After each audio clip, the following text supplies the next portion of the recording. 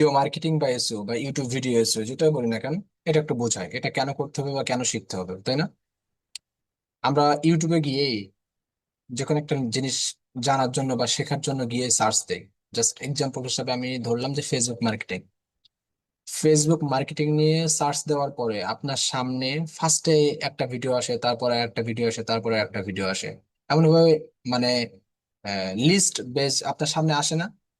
Line by line নিচে আসতেই থাকে, তাই না?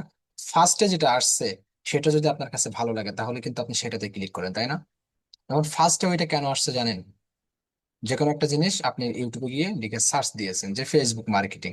এখন ফেসবুক মার্কেটিং লিখে সার্চ দেওয়ার পরে আপনার সামনে অনেক ভিডিও আসবে না? অবশ্যই। এই যে দেখেন, আমি একটু যাই, ইউটিউবে আসি, এই যে আসেন, আসার পরে এখানে আমি ফেসবুক, ওকে, আমি স্ক্রিন শেয়ার দিই একটু।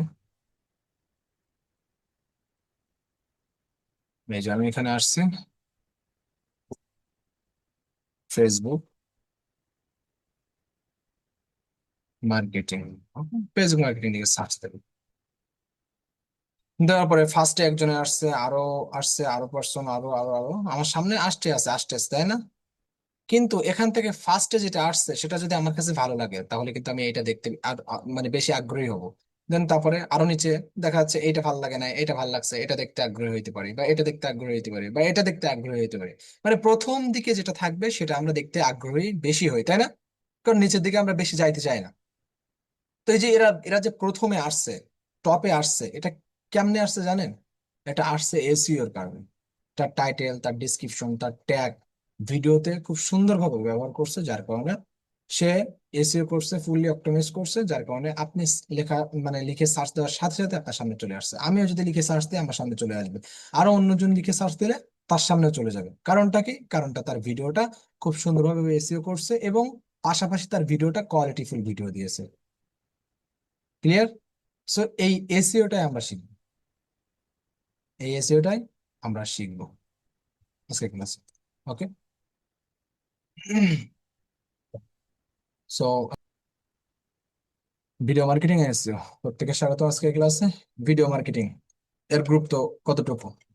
বর্তমানে সবচেয়ে জনপ্রিয় মার্কেটিং হলো ভিডিও মার্কেটিং। মানুষ কন্টেন্ট পড়ার চাইতে ভিডিও দেখতে বেশি বেশি পছন্দ করে। আসলে সত্য কথা, আমরা আমরা এখানে যারাই আছি প্রত্যেকেই ফেসবুক ইউজ করি, তাই না? ফেসবুক আমরা প্রত্যেকে ইউজ করি। এখন আমি যদি আমার ফেসবুকে যাই, ফেসবুকে যাওয়ার পরে দেখি ইয়া বড় একটা কন্টেন্ট দিয়ে একজন, মানে খুবই ইম্পর্টেন্ট একটা পোস্ট হইতে পারে বা একটা কন্টেন্ট হইতে পারে, বাট আমি পড়তে চাই না। এই যে একজন লিখছে, আমি কিন্তু এটা পড়বো না। আমি এটা কি করবো? আমি এটা স্ক্রল করে চলে যাব। যদি কোনো ভিডিও আসে, ওই ভিডিও ওই ওই ওই ওই ভিডিওটা আমি দেখতে চাইবো। মানে বর্তমানে হচ্ছে মানুষজন ভিডিওটাই দেখতে দেখতে বেশি, সবচেয়ে বেশি স্বাচ্ছন্দ্য বোধ করে বা পছন্দ করে, তাই না? তো এই জন্য ভিডিও মার্কেটিং এর ডিমান্ড বা এর মূল্য বা এর গুরুত্ব দিন দিন বেড়েই চলেছে। জাস্ট আমি ফেসবুকের কথা বললাম। ওকে। আমরা সবাই আমরা সবাই 10 মিনিট স্কুল সম্বন্ধে জানি। আসলে সত্য কথা, 10 মিনিট স্কুল করোনাকালীন সময় এরা খুব ভালো একটা জায়গায় পৌঁছে গিয়েছে। ওদের ভিডিও দেখে দেশে কিন্তু হাজার হাজার লাখ লাখ স্টুডেন্ট ক্লাস করতেছে।